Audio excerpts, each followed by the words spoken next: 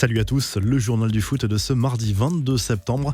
Nouvelle polémique sur le dernier classico entre le PSG et l'OM au Parc des Princes. Après de supposées insultes homophobes contre Alvaro, Neymar est cette fois accusé d'insultes racistes contre Hiroki Sakai, selon la radio espagnole COPE. Même s'il faut rester prudent, le Brésilien aurait qualifié l'international japonais de chinois de merde. Les infos et rumeurs du mercato, Dani Alves pourrait signer son retour en Europe. Le latéral droit souhaite visiblement s'offrir un nouveau défi. Le Brésilien est sous contrat jusqu'en décembre 2022 avec Sao Paulo. L'ancien parisien n'a jamais caché son attirance pour la Première Ligue, affaire à suivre. Un record pour Edouard Mendy, le gardien du Stade Rennais, a battu le record du plus gros transfert pour un gardien de but de Ligue 1. Il évoluera cette saison à Chelsea qui vient de débourser 24 millions d'euros.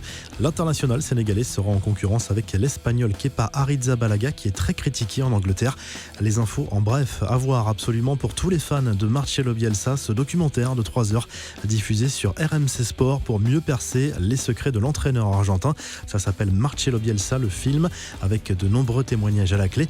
Pour RMC Sport, Dimitri Payet a raconté ses souvenirs avec Bielsa et notamment ce jour où El Loco a renvoyé tout le monde au vestiaire lors d'un entraînement. Payet avait passablement énervé Bielsa ce jour-là à cause de son manque d'implication. Il avait été écarté du groupe pour le match suivant. L'international français se souvient surtout d'un homme passionné, doté d'une connaissance du football exceptionnelle et au discours captivant.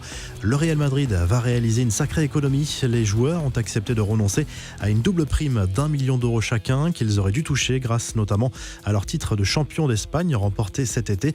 Un hommage de plus pour Cristiano Ronaldo. Le Sporting Portugal a annoncé que son académie allait être renommée en l'honneur du quintuple Ballon d'Or. Le joueur de la Juve a été formé par le club à Lisboète qu'il avait rejoint en 1997 à l'âge de 12 ans avant de faire ses débuts en pro 5 ans plus tard. Un festival de buts en Angleterre. 44 buts ont été inscrits sur les terrains de Première Ligue lors de la deuxième journée qui s'est achevée lundi soir par une victoire de Manchester City sur le terrain de Wolverhampton et par le succès d'Aston Villa contre Sheffield United. Un record depuis la création de la Première Ligue en 1992.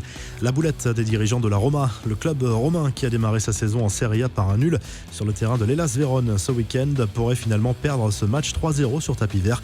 À l'origine, un oubli administratif concernant Amadou Diawara. Selon la Gazette dello Sport, le milieu de terrain titularisé lors de cette rencontre a été inscrit dans une mauvaise liste par rapport à son âge. En théorie, il aurait dû faire partie de la liste des 25 joueurs disponibles pour le championnat et non pas de la liste des joueurs de moins de 22 ans qui, eux, peuvent être appelés en renfort sans limite de nombre. Enfin, hommage à Ivan Rakitic qui a choisi de prendre sa retraite internationale après 106 sélections. L'international croate va pouvoir se concentrer uniquement sur le FC Séville qu'il a retrouvé cet été. La revue de presse, le journal L'Équipe se penche sur l'avenir de Kylian Mbappé. Le Real Madrid et Liverpool sont prêts à faire des folies pour attirer l'international français l'été prochain. Le PSG veut bien sûr le conserver, mais cela passe par une prolongation de contrat et le temps presse pour Leonardo. France Football consacre un gros dossier au phénomène Eduardo Camavinga. Le Rennais impressionne par sa sérénité et sa personnalité malgré son jeune âge et son ascension fulgurante. En Espagne, le journal Marca consacre sa une à Luis Suarez qui s'est sérieusement rapproché de l'Atlético Madrid. Les Colchoneros recherchent un attaquant expérimenté. La piste menant à Edinson Cavani reste elle aussi d'actualité. Le Mundo Deportivo confirme cet accord entre l'attaquant uruguayen et le club madrilène.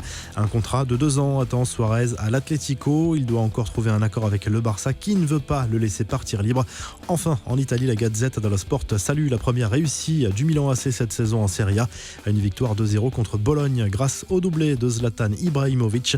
L'attaquant suédois fêtera bientôt ses 39 ans. Le journal sportif évoque également l'arrivée d'Alvaro Morata à la Juve. L'attaquant espagnol a déjà porté le maillot turinois de 2014 à 2016. Vous retrouvez l'actu foot sur topmercato.com, l'appli Top Mercato et à très vite pour un nouveau journal du foot.